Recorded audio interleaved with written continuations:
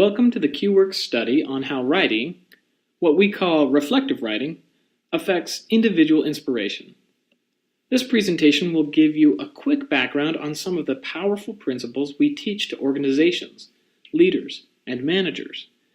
The material you will hear has been developed over years of extensive research, organizational design, and in many field studies. But let's begin with a quick story. Charles Darwin is credited with one of the most influential scientific discoveries of the last few centuries. Natural selection has influenced almost every academic field of thought, including sociology, industry, commerce, psychology, economics, and even medicine. We say Charles Darwin came up with this idea, but where does he say his idea came from? His answer, it may surprise you. The setting, as described by Darwin himself, occurred as he read Malthus's Population in October of 1838. Suddenly, he said, it at once struck me that under these circumstances, favorable variations in genes would tend to be preserved and unfavorable ones to be destroyed. Here, then, I had at last a theory by which I could work. He basically attributes Malthus's principle as a trigger for his theory. Stories of inspired thinking such as these are fun to hear, and even more fun to tell, but there is far more to the process of Darwin's inspired discovery. It is true that his ideas became clearer after reading Malthus in October of 1838. But what is not known, not even to Darwin himself, was that a few months earlier he had written similar thoughts in his common notebook. In fact, his notebooks contained all the principles and observations that would eventually make up the theory. Though unknowingly, this brilliant scientist applied the practices of inspired growth. First, he was actively seeking to utilize his gifts and passions through reflection. Darwin admits to seeking out every available book that might relate to the theme of human evolution. He would later say, "When I see the list of books of all kinds which I read, I am surprised at my industry." Second, he captured his insights. His passion was such that these questions haunted him. And what did he do once he connected those dots in a more clear way? He kept on writing to find simplicity amidst a complex range of ideas. And lastly, he harvested their impact. And we see the results of this in every field of thought. Okay, to summarize, let's be clear. Not everyone who follows this system will be the next great scientist or inventor. However, everyone who follows this system will achieve something we're all needing. Let me explain. Today's world is different, I get it. It's not 1848. We have this thing called the internet and computers and smartphones, right? So let's talk about that. I'm the first to admit I need these computers and smartphones and internet to function in today's society.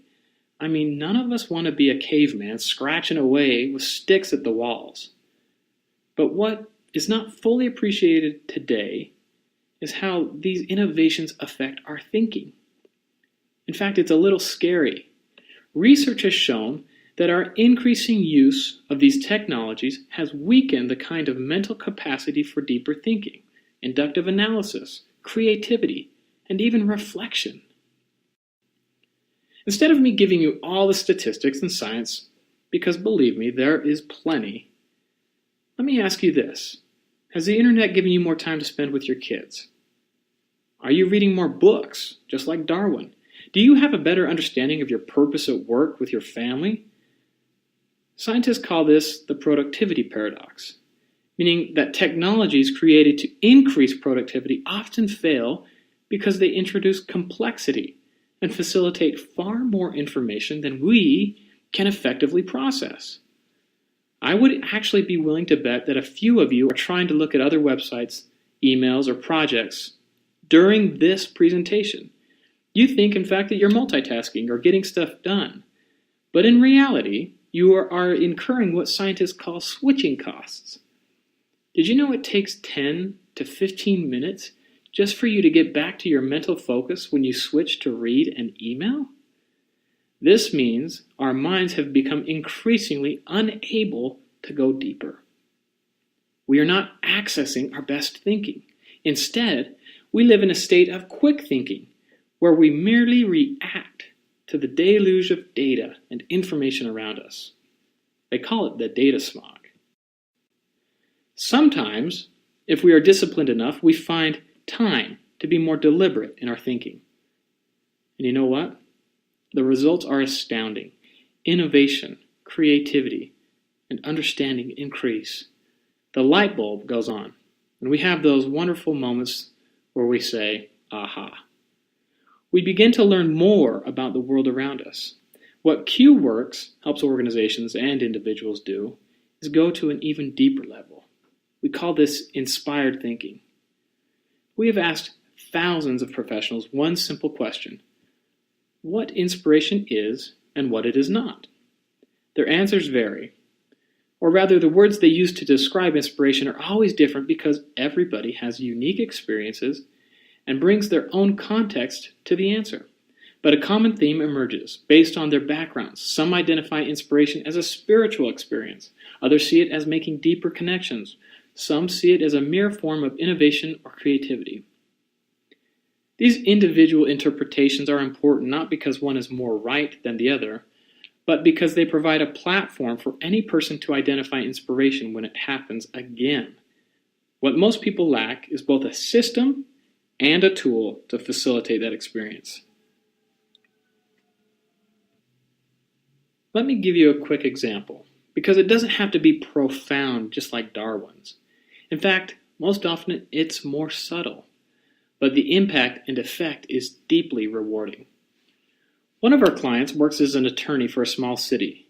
Now, normally Craig is asked to write up the language for new bills and motions, and just like most attorneys who live for detail, he wants to get the wording exactly right, just to avoid any conflict. But just recently, the city council was divided on a very emotional issue that affected everyone. The argument turned incredibly bitter. So naturally, when the council asked him to draft a summary of their motion, he was concerned. He was even conflicted. That night, he went to go write down some of his thoughts about his job, a theme he often wrote about. Initially, his words were filled with doubt about his role in the bitter fight, even frustrated with the way people were treating him. But as he penned even further, Craig remembered something he had read years ago about some of his heroes. In the Continental Congress of 1787, he remembered how often they felt abused or were angry at the compromises that needed to take place. He began to learn about his own theme as a city attorney and how he had the wonderful role of helping to heal, to improve his community. Craig later told me, "I felt like I had a far better perspective. Sure, I was not James Madison or Benjamin Franklin, but I made a connection that gave me purpose and fulfillment, because he was willing to put his thoughts on paper, to slow down enough to understand his emotions. He learned more about how to improve the world around him." That is inspiration, and it is the highest source of learning. Inspiration is far more than a mere acquisition of facts, statistics, or even processes, but rather a more refined way of understanding ourselves in the larger order of our lives.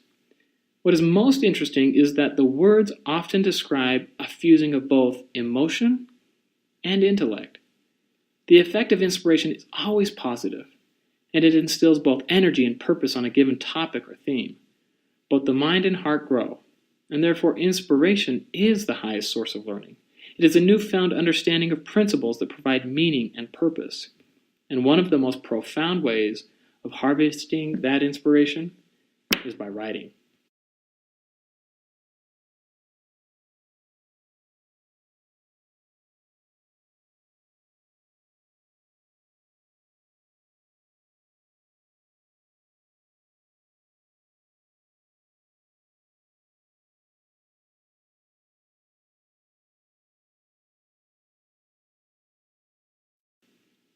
So what are you going to write about for the next 2 weeks?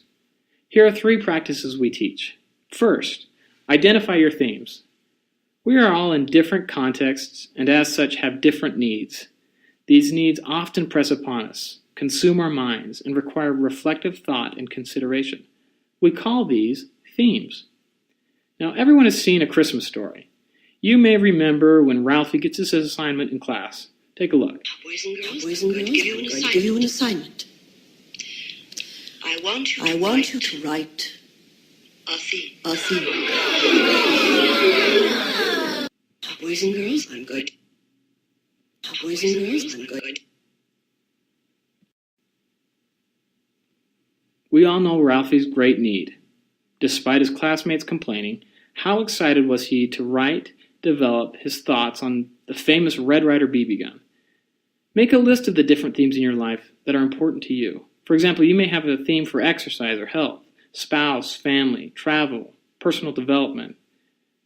The list is endless, and it depends on your unique context.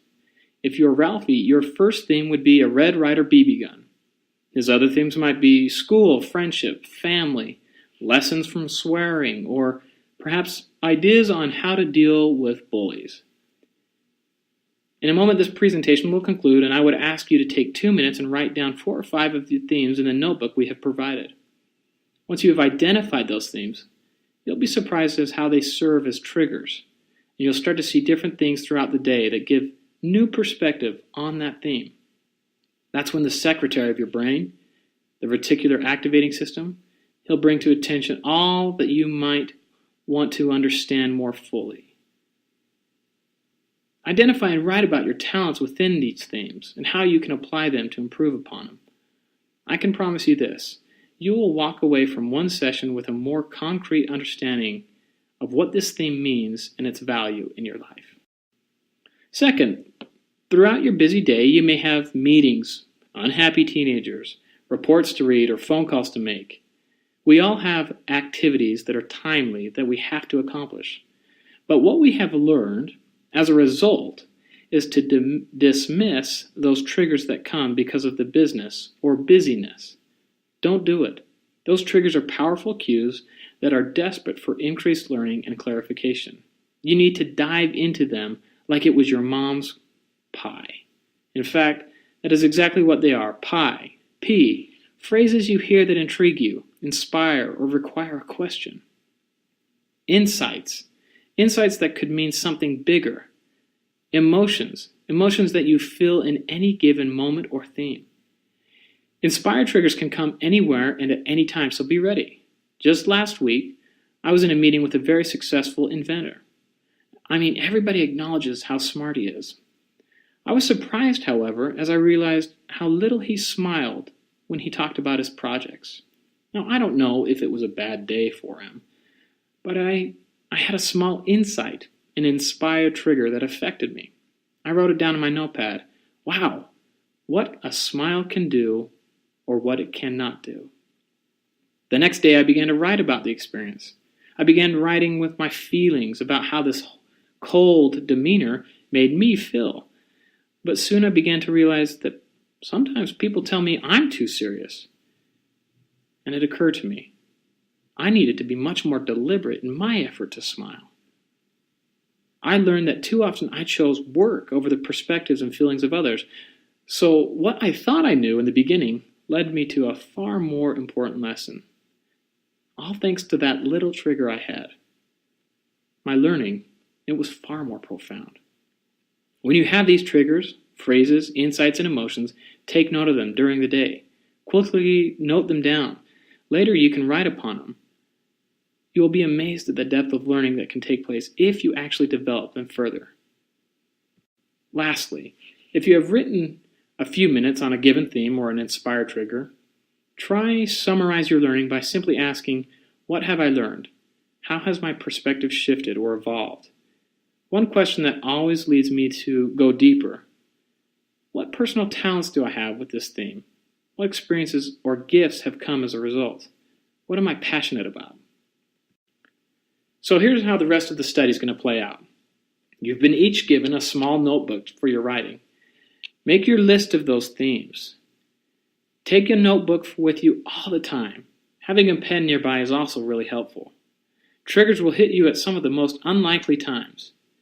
Decide now when you will spend at least 10 minutes writing each day. Put it in your calendar, your Gmail, your Outlook. Learn to make and keep commitments with yourself. In 2 weeks, you'll receive a follow-up survey, along with a daily prompting from an email. It will take about 5 minutes to fill out when you get this survey, but please be honest, as we're anxious to see what the results have been just by you writing at a more reflective level. We are so grateful for your commitment. We feel you will enjoy it and grow tremendously from this experience.